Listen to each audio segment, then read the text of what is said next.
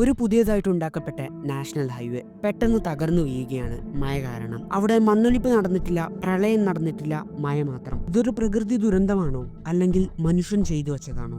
ഇന്നത്തെ വീഡിയോയിൽ നമ്മൾ സംസാരിക്കുന്നത് നാഷണൽ ഹൈവേ 66ന്റെ ഇരുണ്ട വശങ്ങളിലേക്ക്. വീഡിയോയിലോട്ട് പോകുന്നതിന് മുമ്പ് ഇന്ത്യയിലെ റോഡുകൾ നശിക്കാനായിട്ടുള്ള പ്രധാന കാരണം അഴിമതി മാത്രമല്ല, അതെന്താണെന്ന് ഞാൻ ഈ വീഡിയോയുടെ അവസാനം പറയാം. സോ വീഡിയോ മുഴുവനായിട്ട് കാണുക. മെയ് 19 മലപ്പുറത്തെ നാഷണൽ ഹൈവേയുടെ ഭാഗമായ NH66 പൊളിഞ്ഞു വീഴുകയാണ്. അതൊരിക്കലും പഴയ റോഡായിരുന്നില്ല, അതൊരു ബ്രാൻഡ് ന്യൂ എലവേറ്റഡ് ഹൈവേ ആയിരുന്നു. അതിന്റെ പണി പോലും മുഴുവനായിട്ട് പൂർത്തിയായിട്ടുണ്ടായിരുന്നില്ല. ഒരു സാധാരണ മഴ വന്നപ്പോഴേക്കും അത് മുഴുവനായിട്ട് ഇടിഞ്ഞു പൊളിഞ്ഞു പോരുകയാണ്. നൂറുകണക്കിന് കോടികൾ ചിലവഴിച്ചുകൊണ്ട് പല പല എഞ്ചിനീയർമാർ, കോൺട്രാക്ടറുകൾ, ഓഫീസറുകൾ ഈ ഒരു ഹൈവേയുടെ പണിയിൽ ഇൻവോൾവ് ആയിട്ടുണ്ട്. എന്നിട്ട് പോലും പണി പൂർത്തിയാവുന്നതിന്റെ മുമ്പ് തന്നെ ഈ ഒരു ഹൈവേ ഇടിഞ്ഞു പൊളിഞ്ഞു ചാടുകയാണ്. കേന്ദ്ര ഗവൺമെന്റ് അപ്പോൾ തന്നെ KNR കൺസ്ട്രക്ഷൻ അഥവാ ഈ ഒരു ഹൈവേക്ക് പുറകെ പണിയെടുത്ത കമ്പനിയെ ബ്ലാക്ക് ലിസ്റ്റ് ചെയ്യപ്പെടുകയാണ്. നാഷണൽ ഹൈവേ ഉണ്ടാക്കാൻ സഹായിച്ച 2 എഞ്ചിനീയർമാരെയും സസ്പെൻഡ് ചെയ്യുകയാണ്. പക്ഷേ ഇതെല്ലാം നടക്കുന്നതിന് മുമ്പ് ഇവർ എവിടെയായിരുന്നു? ഈ ഒരു നാഷണൽ ഹൈവേ ഇടിഞ്ഞു പൊളിഞ്ഞു ചാടുന്നതിന് മുമ്പ്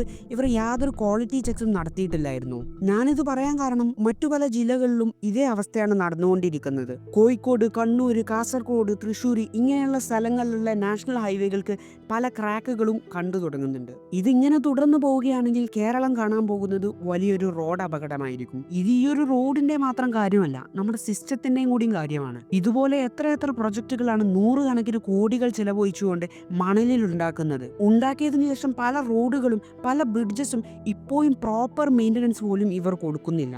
ജസ്റ്റ് ഒന്ന് ആലോചിച്ച് നോക്കുക, ഇങ്ങനെയുള്ള പല പ്രൊജക്ടുകളും നമ്മുടെ നാട്ടിലുള്ള ഒഫീഷ്യൽസ് സേഫ്റ്റി പോലും നോക്കാതെയാണ് സൈൻ ചെയ്യുന്നത്. ഇപ്പോൾ ഈ ഒരു പ്രശ്നം ഒരു മെട്രോ സിറ്റിയിലായിരുന്നു നടന്നിരുന്നത് എന്നുണ്ടെങ്കിൽ ഇങ്ങനെ ആളുകളെല്ലാം സൈലന്റ് ആയിരിക്കുമോ? അത് വലിയൊരു മീഡിയ കവറേജ് തന്നെ ആകും. എന്തുകൊണ്ടാണ് ഈ ഒരു പ്രശ്നം പലരും ചർച്ച ചെയ്യാൻ പോലും മടിക്കുന്നത്? നമ്മുടെ നാട്ടിലൊരു പ്രശ്നം വരുമ്പോൾ ഒഫീഷ്യൽസ് പറയും ഞങ്ങൾ അന്വേഷിക്കാമെന്ന്.